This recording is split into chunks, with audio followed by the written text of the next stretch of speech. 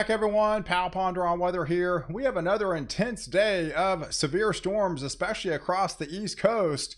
Then the heat really starts to continue to build and expand for good parts of the South. Plus, we'll take a look at the tropical update and your extended range going forward. So let's take a look at the satellite picture this morning. You can definitely see where that powerful upper level low is parked over portions of Michigan. That's the culprit of all the severe activity yesterday, and that's going to be the culprit today, especially going to be elongated right along the East Coast with all three modes on the table, folks. Damaging winds, some larger hail, and an isolated tornado.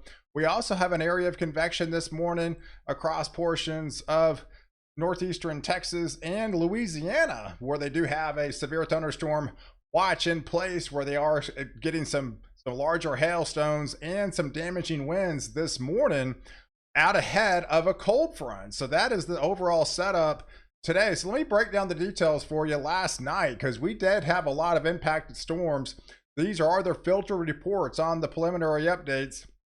We had the system coming out of Illinois from the day before and then parked itself over Indiana. Unfortunately, we did have several tornadoes in Indiana and very high winds across portions of Michigan through Kentucky last night into Tennessee. I saw some of the videos down there. Very powerful straight line wind damage. And then across portions of Arkansas into Mississippi. They even had, I think, 4.5-inch hailstone out there in Arkansas. So definitely some big time hail producers. And that just continued into the overnight time frame, and now it's really going to be setting sights across South Carolina into North Carolina and back into Virginia, and then really up the East Coast and goes far north as even into the Boston region. Could be impacted with severe storms today. It's all complements of this just powerful upper level low pressure center that's right now still parked over the Great Lakes, sitting and spinning and sending spokes of energy as it's traversing eastbound. And out ahead of it, you're in the warm sector, so that's where all the instability is going to lie, and that's where the severe storms are going to be. So here's the overall setup on the surface map. There's your little boundary or cool front, if you will. Out ahead of it, that's where the storms are this morning, draped across far northeastern portions of Texas into southeastern Oklahoma, and then that's fishtailed down to the southeast, getting into Louisiana. That continues for several more hours. But really the stage is set out ahead of the warm front, then across the East Coast today, where we are going to be experiencing all those enhanced risk for severe storms. So that's really contributing from Columbia all the way up to portions of New Jersey here. All those areas in between are going to get hit the hardest, especially in towards the Raleigh area, back into possibly DC area, into Richmond, back into Norfolk region. That's where you could be looking at some of the most intense winds. And then really the big time hail producers are going to be back more towards Greensboro region. But really anywhere these areas could see an isolated spin up tornado or two. And then further north, you could still get in the action in portions of Philadelphia, back into Baltimore, even as far north as New York City, getting into Hartford. And then you even can't rule out some marginally induced storms, even as far north as the Boston region, as this will be continued to move across. But really it all gets going in a couple of more hours, folks. I mean, like we did yesterday, around 2 o'clock, the atmosphere started to turn over, and that's when we can see isolated supercell thunderstorms and likely have watches in place for the rest of the afternoon into the early evening time frame. Here's the overall wind swath of that activity that's coming out of Michigan there, diving across the southeast. So really elongated further off into the coastal regions. That's where you could possibly see the highest wind gusts with this activity later on this afternoon into the early evening time frame. So there are going to be experiencing isolated pockets of 40 to 50 mile per hour winds, but some of those where they do turn severe could be upwards to 60 and 70 mile per hour winds and then isolated basis. So definitely batten down the hatches this afternoon and secure all loose objects, as these powerful storms will be packing a punch as they move across during the later afternoon time frame into the early evening. There's the overall radar depiction, maybe by 4 o'clock. Like I mentioned, I think things start to get light up around 2 as we start bubbling up, as we start heating up the atmosphere. This powerful upper level low will start producing scattered isolated storms within this region, and I think they just kind of fill in as we get closer to the 4, 5, 6 o'clock. I'm expecting numerous severe watches in place by then, so it's going to be a bumpy ride for about 6-7 hours, folks, as these storms will be moving across. And then really into tomorrow, there's still going to be enough instability, especially along the far eastern coastline, where you could still get some kind of marginally induced storms. You're going to still have the activity, and with light to moderate rain, but especially along the East Coast, from Wilmington back into DC and to New York City again, even up as far as north as maybe Providence, this time could be in the action, seeing some of those heavier induced thunderstorms as you get towards the afternoon time frame. But overall, for the next 48 hours, this is what it looks like, folks. It's really all the instability is going to be draped across the mid-Atlantic and the Tidewater region back into the Carolinas. That's where the powerful upper level low is across the Great Lakes, and then out ahead of it's going to produce those scattered activity storms, and some of those could train, and where they do train, that's where you have a higher probability of seeing some of those flash flooding type events. There's going to be pockets of flash flooding within these regions, so definitely don't rule out seeing some standing water on the roadways and slowing down your traffic. But yeah, so when they come through your area, you're going to know it, folks. They're going to be coming in like a vengeance, as they'll be racing across. So it's going to be pretty intense when they do come across, believe me. But further south, it's just all about the heat, folks. That ridge of high pressure is really going to be mean business, and it's hot today, and it only gets hotter. So by the time we get into Wednesday time frame, you're talking about possible 16 record high temperatures unfolding, and then it's really mainly highlighted over Texas, but they're going to be sharing the heat this time with Oklahoma and Kansas, back into Missouri by then, and Arkansas gets in the triple digit action, into Louisiana, even Michigan, Mississippi. So we could have multiple states now getting into triple digits, but you can see Texas, widespread hundreds, some of those areas 110 plus, and numerous records are going to be broken, if not shattered. San Angelo broke their daily record by 7 degrees, folks. And the all-time record there was 112, and they hit 112 5 times already in the last week. That's some crazy stuff, folks. That shows you how intense this heat has been, and they've been as far as high as 114. So it's just been dangerous, relentless, and it just doesn't cool down at night either. So it's a compounding effect that looks to be with us, at least for the southern regions, for an extended period of time, and really all the way through the July 4th weekend. That ridge of high pressure is just locked. Sometimes it has vice grips on those regions, and it just sinks and parks, and it's hard sometimes to get rid of it.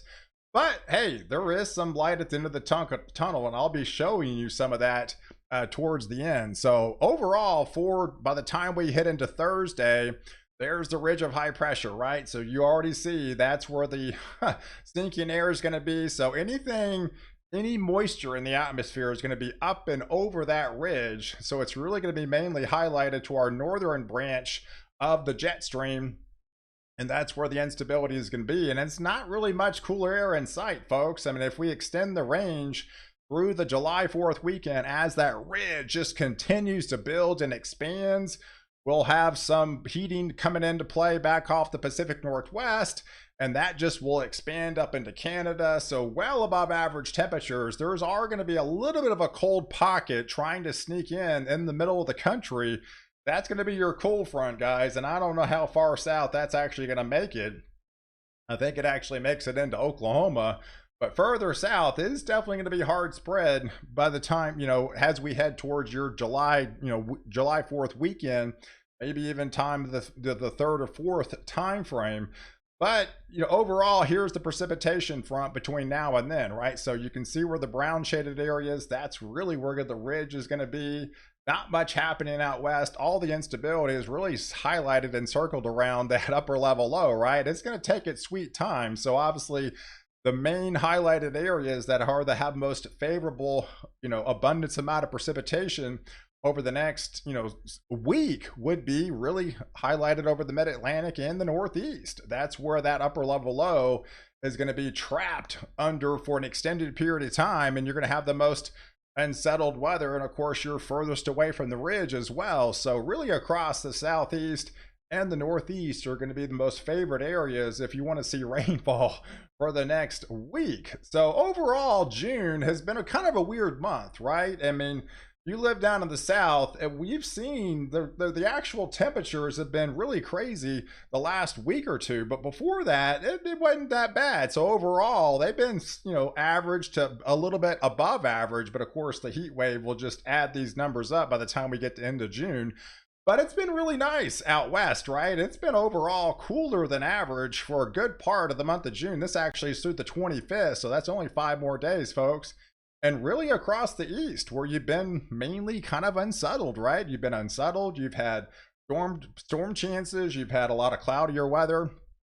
And so overall, you're asking, hey, where's that summer at you talked about? Because you've been on the definitely cooler side, but it looks to be warming up a little bit as we go towards the, you know, the first week of July. So out in the tropics, we had Brett earlier, that fizzled out in the Western Caribbean. We had Cindy already, that actually fizzled out, and yet we have another storm just out in the open waters, right? There's a lot of water coming off Africa in the Atlantic, right? There's a lot of water to deal with, and normally this time of year you just wouldn't really have storms that developed off this region. You typically get a lot of the heron dust, African dust come off these regions. Typically the waters are cooler than average. It's really hard pressed to get storm tracks, you know, in the month of June to have something to develop, but it's completely the opposite this year because this whole area is just on fire, right? We are in an El Nino, and that depicts a lot of shear, and we still have a lot of shear. There's a lot of shear draped across the Atlantic, but the Atlantic's big, right? I mean, these are tropical waves that come off the coast of Africa. Look at the waters that they're running into. It's just incredibly warm this time of year, and that's where really all the action has formed, and that's where the other little tropical wave that has a 30% probability of forming is out here. So it's still under that well above average temperature anomalies, but we do have a lot of shear closer in. These storms haven't even come close to the United States, and yet we've had 3 storms, technically 4 if you count the subtropical storm we had in January that they did not even name. But what's interesting, and why I bring up the tropics, because we look at the Pacific side. So the Pacific side is going to be a little bit of a player for the South. What I mean by that is this has several storms that actually could get named storms out in the Pacific, and they don't seem to touch landfall. But what's interesting is we're going to be watching this ridge of high pressure further south, right? So really for the next through the July 4th weekend, it's going to be locked over the good part of the southern plains and parts of the southeast. But what's interesting is by the time we get into the second week of July, based on a lot of the ensemble members now, hey, that ridge of high pressure sneaks back west. So it's really going to be highlighted over New Mexico, over Arizona, over the desert southwest. So what does that do? Well, that kind of opens the door as kind of a funnel will be transpiring then and taking advantage of some of this, you know, precipitation down there in the Pacific. And that might be what it would take to maybe break down that ridge and shift it further off to the southwest and open the door for rain chances again across the southern plains. So taking a look at some of the model guidance, once we get past the July 4th weekend, we start to see some of these purples start to bubble back up into the Eastern Pacific, back into the lower portions of the Bay of Campeche. But we'll look where the ridge is by then. That's pretty telltale. It's not parked over Texas by then predominantly. It's out west. So when it shifts out west towards, you know, New Mexico, towards Nevada, into Utah, out west towards California, they're going to be really starting to heat up.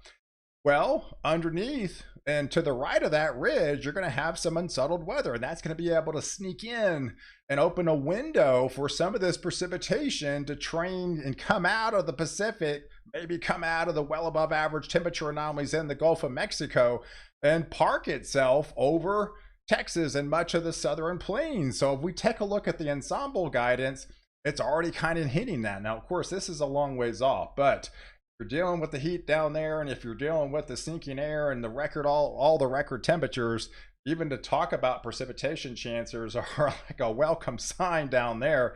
So there's definitely light at the end of the tunnel, folks, after you deal with this heat wave. Some ensemble members, based on what we're looking at right now, we could be looking at the abundance amount of precipitation coming back for that region in the second week of July by then, and that would park itself over a good part of Texas and much of the southern plains and be elongated over the southeastern states by then. So hey guys, it's come time. I'm doing my summer vacation with my family.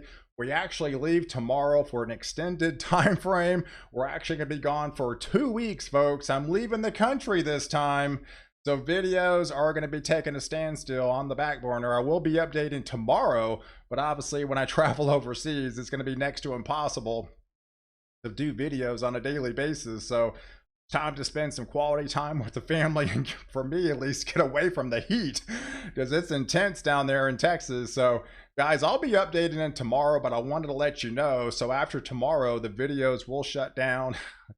Nothing's happened to me. I'm just out of the office, if you will, out with the family, out and exploring the world and making memories with my family and spending quality time. So guys, I appreciate everybody following. Do like this video, catch me next update, and I'll see you tomorrow.